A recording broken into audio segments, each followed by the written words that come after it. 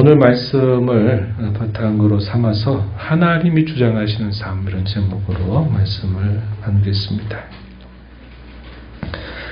우리가 잘 아는 대로 다윗의 생애 가운데서 있었던 여러 사건들 중에 그의 인생을 크게 두 부분으로 나눠본다 할 때, 그가 온 이스라엘의 왕이 될 때까지의 여정, 이것이 그의 이야기의 전반부라고 말할 수 있을 것이고, 그의 이야기 후반부는 자신이 범한 죄로 인해서 많은 징계와 시련을 왕가에 받게 되는 그 일들, 그러나 결말은 그가 결국은 메시아께서 오실 그곳을 준비하고, 또 하나님께서 지으실 또 성전터를 준비하는 그런 일들을 통해서 이 다윗의 생애가 마무리되는 것을 우리가 알고 있습니다. 그래서 오늘 우리가 읽은 말씀에는 이 전반부의 이야기의 가장 클라이막스로 이렇게 쭉 진행되는 이야기 가운데 있는 하나의 이야기입니다. 다윗은 이새의 막내 아들이었어요. 그리고 사울왕이 하나님의 뜻을 저버림으로 하나님이 세웠던 이 사울왕을 폐하시겠다 하시고서 이 다윗은 사무엘에 의해서 기름 부음을 받아서 그가 왕가에 출입을 하게 되는 삶을 시작합니다. 그런데 그는 순수한 마음을 가지고 하나님과 그의 백성들을 위해서 헌신하고 애를 쓰는데, 당시의 왕이었던 사울이 이 다윗이 백성들로부터 칭송을 받고 지혜를 따라 행하는 그 일들을 보면서 이 사울 왕이 위협을 느끼게 됩니다. 그래가지고 이 다윗을 죽여야 되겠다 하는 이런 결단을 내리고서 이 다윗을 죽이려고 사울은 어쩌면 자신의 남은 모든 왕의 시절들을 이 다윗을 죽이려고 하는 일에 모든 관심을 집중해서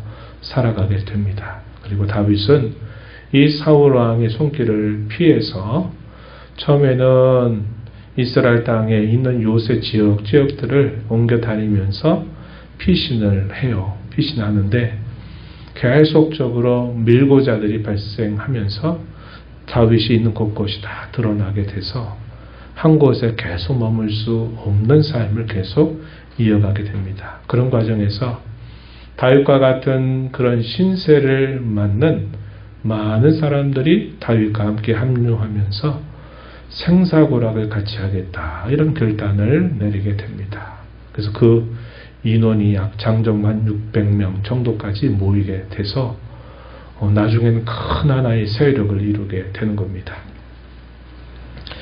사울이 자신을 해하려고 할 때 다윗은 자신에게 주어진, 어떻게 보면 절호의 기회들이 몇 차례 있었지만은 그런 기회들을 자기 곁에 있는 사람들의 말을 따라서 행하지 않고 그는 하나님의 처분에 맡기면서 계속적인 도피의 삶을 결정하고 도피하고 다닙니다. 그런데 유다 땅 어느 곳에도 그가 안전하게 구할 곳이 없게 되자 이 다윗이 어디로 들어가느냐? 당시에 이스라엘의 적국이었던 블레셋 진영으로 그가 들어갑니다. 마치 미친 사람처럼 이렇게 연기를 하면서 이 블레셋의 왕의 신하로 그가 들어가기까지 그런 결단을 내리게 돼요. 그런 과정에서 이 블레셋에 피하는 것이 사울의 손으로부터는 벗어나게 되긴 하지만, 그러나 그것 때문에 여러 가지 또다시 어떤 어려움을 만나게 된 겁니다. 그것은 언제 그 절정에 이르게 되냐면 이스라엘 나라와 이 블레셋 나라가 전쟁을 치러야 되는 상황이 닥치게 됐을 때였습니다. 당시에 이 블레셋의 왕은 다윗을 이스라엘과의 전쟁에 내보내는 것은 이것은 매우 특별한 일일 것이다, 이렇게 생각을 했어요. 그리고 그 왕은 다윗을 자기의 신하처럼 신뢰했습니다.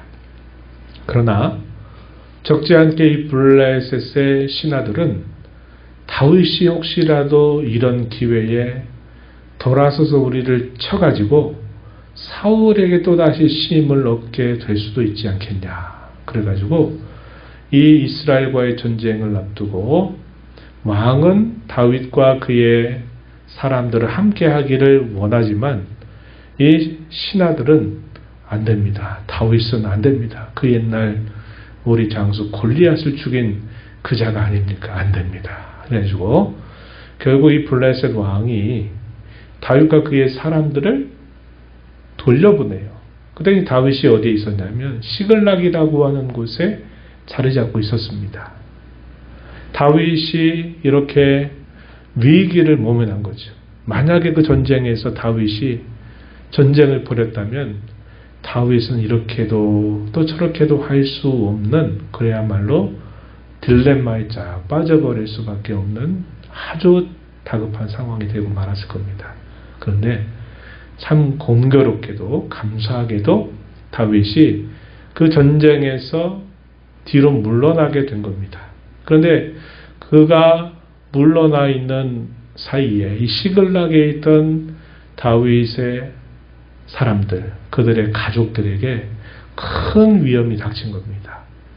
아말렉의 군사들이 이 시글락을 습격해서 모든 것들을 약탈해가고 또 모든 것들을 빼앗아 가게 되는 일이 있게 된 겁니다. 그래서 다윗과 그의 사람들이 이 시글락으로 도착했을 때 거기는 완전히 황폐한 상황이 벌어지게 되고 말았던 겁니다. 그리고 그들의 모든 처자와 자식들은 한 사람도 그곳에 없이 이 아말렉에 의해서 다 끌려가게 된 그런 일이 있게 된 겁니다.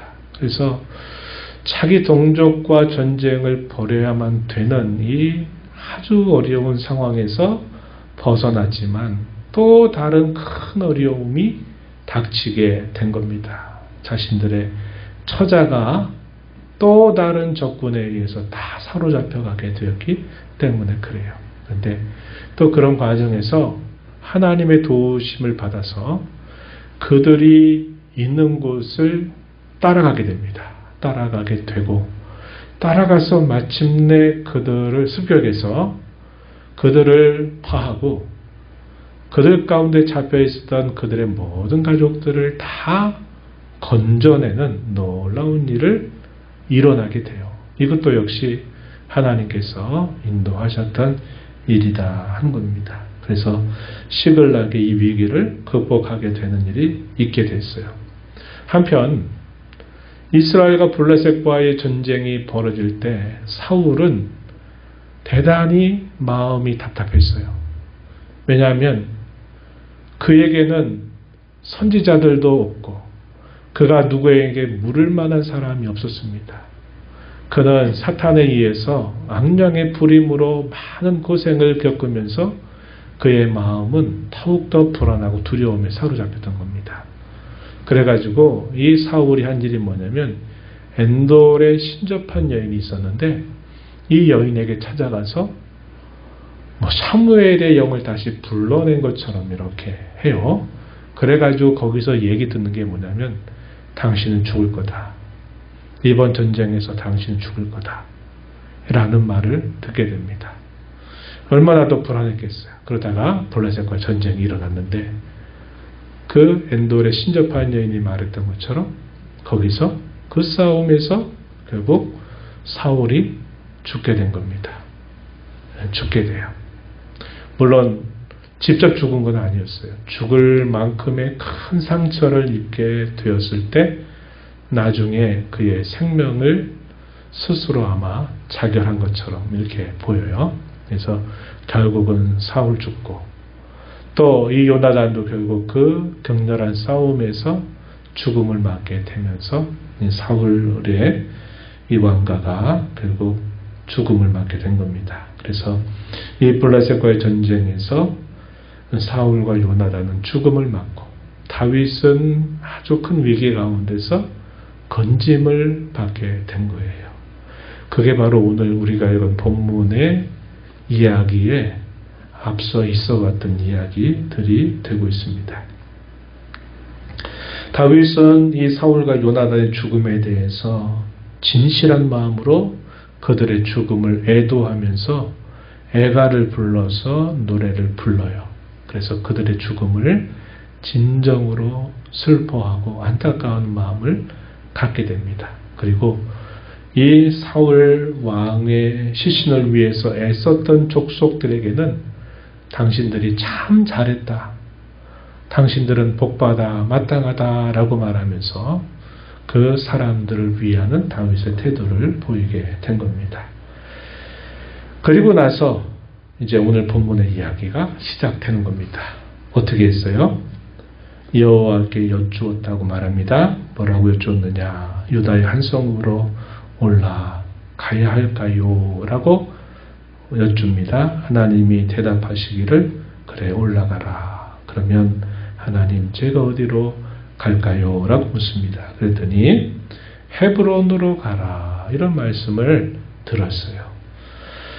그가 사울의 추격을 피해서 블레셋으로 들어갈 때 다윗은 하나님께 이렇게 해야 될까요를 묻지 않았던 것으로 보여요. 어쩔 수 없다. 내가 이 이스라엘 땅에 있었다가는 결국은 사울 왕에게 잡히고 죽임을 당하게 되고 말 거다라고 생각해서 좋다. 그렇다면 내가 이스라엘의 적국으로 피신해 들어가면 되겠다 해가지고 그곳으로 들어가게 됐는데 금방 말씀드렸듯이 여러 많은 큰 위기들을 만나게 되는데 가까스로 그 위기들로부터 벗어나기는 했지만 다윗이 그렇게 한 일을 두고 어쩔 수 없지 않느냐 하는 우리가 동정의 생각을 가질 수는 있지만 하나님 앞에서는 그가 그 선택을 잘한 것이냐라고 말할 때는 그렇게 말하기가 어려운 겁니다. 그래서 다윗은 반면교사로 삼았을 겁니다. 내가 이제는 하나하나 어떻게 해야 될지를 하나님께 여쭈어야 되겠다. 그래서 여호와께 묻고 이제 그가 행할 바를 찾아서 행하게 된 겁니다. 그래서 다윗이 그의 사람들과 함께 유다 땅으로 올라가게 되고 헤브론으로 가게 됩니다. 거기서 유다 사람들이 다윗에게 찾아와서 우리의 왕이 되어 주십시오 라고 요청을 하게 됩니다. 그래가지고 그것을 승낙하게 되면서 다윗이 두 번째 기름 부음을 받게 됩니다. 그래서 오늘 그것이 오늘 본문의 이야기들이에요. 그래서 헤브론을 수도로 삼으면서 유다의 왕이 돼서 유다를 다스려요. 한편 북이스라엘 나라, 이 사울의 왕가를 중심으로 있는 이 지파들에게는 어떤 일이 벌어졌느냐? 사울도 죽고 요나단도 죽으니까 사울 왕가의 자식들이 살아남아 있는 자식이 있지만 그 자식 중에 누가 왕이 되느냐 하는 문제가 남아 있었던 겁니다. 얼마나 혼란스럽겠어요. 그 나라를 이끌었던 왕과 또 왕자가 죽임을 당하고 전쟁에서 패했기 때문에. 그래서 그런 혼란기에 누가 왕이 되냐면 이스보셋이라고 하는 이 사울의 아들이 이스라엘의 왕이 돼서 사울의 왕위를 이어받게 됩니다. 그래서 다윗을 왕으로 모시는 이 유다와 이스보셋을 사울의 왕을 이어받은 왕으로 섬기는 이 두 부류 사이에 전쟁이 벌어지는 거예요. 동족 간의 전쟁이 벌어지는 겁니다. 그 전쟁에 대한 이야기들이 이제 우리가 읽은 본문 이후에서 소개가 되는데 이스보셋이 이스라엘이 왕이 됐을 때 그 모든 군대를 이끌었던 인물이 누구냐면 아브넬이라고 하는 사람입니다. 아주 용장입니다. 아브넬이 이끌고 다윗이 유다의 왕이 됐을 때 이 군사들을 이끌었던 사람이 요압과 두 형제들이 주축이 돼가지고 이 유다의 군사를 이끌게 됩니다. 그래서 이 둘 사이에 전쟁이 벌어지게 돼요. 그 전쟁에서 어떻게 됐을까요? 다윗이 왕이 되어 섬기는 그 유다의 그 군사들이 결국은 북이스라엘 군사들을 싸워서 이기게 됩니다. 이기게 돼요. 그러면서 시간이 흘러감에 따라서 어떻게 됐느냐.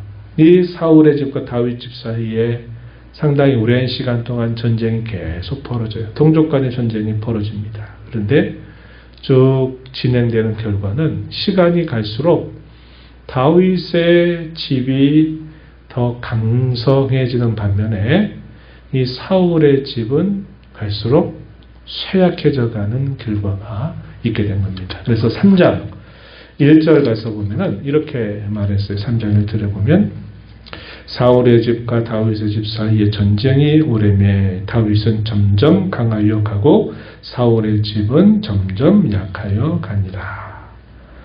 오랜 전쟁 속에서 혼란기, 과도기에서 전쟁이 벌어졌을 때 결국은 다윗은 강성해 가지만 이 사울의 왕가는 결국 계속 쇠락해져 가는 모습이 있었다. 이렇게 말합니다. 그러나 결국 어떻게 될까요? 이스보셋이 죽임을 당하면서 또 이스라엘 가운데 반란이 일어나고 이렇게 되면서 결국은 어떻게 되느냐. 결국은 다윗에게 찾아와서 온 이스라엘의 왕이 되어 주십시오 라고 부탁을 하게 됩니다. 그래가지고 이 헤브론에서 약 7년 정도의 세월을 보내고 난 다음에 마침내 이제 수도를 예루살렘으로 옮겨서 이제 온 이스라엘의 왕이 됩니다. 그러면서 또 기름 부음을 받게 돼요. 그래서 거기서 몇 년 다스리냐면 33년을 다스리면서 다윗이 40년 통치를 이어가게 되는 일이 있게 됩니다. 오늘 우리가 이런 전반적인 이야기를 살펴보면서 우리가 주목하고자 하는 부분은 뭐냐면 다윗이 하나님의 뜻에 언제나 거기에 초점을 맞추어 살려고 했던 그의 삶. 물론 우리가 살펴본 것처럼 그가 너무나 힘들고 너무나 오랜 도피의 생활을 하다 보니까 그의 심신이 지치면서 이젠 내가 더 이상 어떻게 할 수 없겠다. 그래가지고 적국의 신하로 들어가게 되는 이런 일이 있었다는 거죠. 그것은 결과적으로는 보호하심을 하나님께부터 받지만 그 선택이 결코 잘한 선택은 아니었다는 것을 다윗은 깨닫게 되는 겁니다. 그래서 비록 그가 실수하는 부분도 있지만 그 실수를 번복하지 않고 하나님의 뜻에 맞게 항상 자신이 모든 것들을 앞서가는 게 아니라 자신은 하나님의 뜻 앞에서 항상 뒤따라가는 그런 자세를 취하는 겁니다. 그러한 다윗을 하나님께서 주장하시는 삶의 내용들이 그가 온 이스라엘 왕이 될 때까지 여정들을 보게 되면 하나님이 그로 하여금 어떻게 보면 그가 폭력을 행사하거나 그가 뭔가 다른 사람이 봤을 때 굉장히 안 좋은 일을 행해가지고 온 이스라엘의 왕이 되는 게 아니라 자신은 가만히 있는데 하나님 주변의 모든 환경들을 만들어가지고 마침내 다윗이 온 이스라엘의 왕이 되도록 하나님이 그를 세우신다는 겁니다. 그래서 이 다윗의 삶을 하나님이 주장하신다는 사실을 우리가 읽을 수 있다고 하는 거죠. 아까도 말씀드렸듯이 다윗이 사울을 죽일 수 있는 절호의 기회들은 분명히 있었습니다. 그것은 얼마든지 정당방위에 해당될 수 있는 일로 충분히 변명할 수 있는 일이 될 수 있었습니다. 그러나 우리가 아는 대로 다윗은 그렇게 하지 않았어요. 사울왕의 옷깃을 조금 뵌 것만으로도 그의 양심에 많은 가책을 받아서 하나님 앞에 그것에 대해서 회개했던 이 다윗의 모습을 보죠. 그는 쉽고 빠른 길을 택하는 것보다는 하나님이 원치 않는 일들을 행하는 것보다 그 일을 따라 행하면서 좀 더 시간이 오래 걸리고 좀 더 어려운 일을 당해도 나는 그 길을 가는 것이 맞다. 이렇게 항상 그런 자세를 취했다는 겁니다.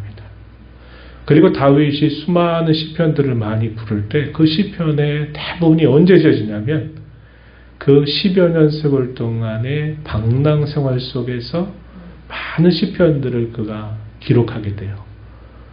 그가 몸으로나 심신으로는 대단히 힘들고 어려운 삶을 매일매일 살아가지만 그의 영혼과 그의 신앙은 그런 어려운 상황들 속에서 계속 정화되고 단단해지고 담금질을 하듯이 계속 강해지는 그런 일들을 겪게 되면서 그의 신앙이 대단히 깊어지는 경험을 하게 되었던 겁니다. 그래서 이 다윗은 사울 왕과 요나단은 자기 생명처럼 귀하게 여겼던 친구니까 요나단의 죽음에 대해 슬퍼하는 것도 그건 당연하겠지만 사울 왕이 10여 년 세월 동안 자기를 죽이려고 따라다니고 그렇게 힘들게 했던 것들을 생각하면 이 사울의 죽음을 보고 잘됐다. 아이고 드디어 하나님이 이 사울을 심판하셨구나. 이렇게 생각할 법도 한데 다윗은 그렇게 하지 않았다는 거예요. 그의 태도는 뭐냐? 결국은 하나님의 뜻을 향하고자 하는 그의 마음의 중심이 항상 바르게 서려고 몸부림치는 삶을 살았다 하는 것입니다. 그것이 중요하다는 겁니다. 하나님의 뜻과 자기 생각 사이에서 하나님의 뜻으로 돌이키려고 하는 결단, 이것이 오늘 살아가는 저와 여러분에게도 대단히 중요한 신앙의 자세가 될 것이다. 우리가 이렇게 배우게 되고요. 이러한 모습이 구체적으로 어떻게 나타났느냐. 자신은 모든 일들을 자기가 주도적으로 나서서 이것들을 하려고 하는 태도를 취하지 않고 하나님이 모든 것을 처분해 주시기를 바라고 그분의 뜻 앞에서 자신을 복종하는 일에 힘썼다고 하는 겁니다. 그런 과정에서 결과적으로는 다윗의 집은 강성하도록 하나님이 주장하시고 사울의 집은 결국 약하게 하시면서 다윗이 온 이스라엘의 진정한 왕으로 세워지게 되는 일이 있었다는 거죠.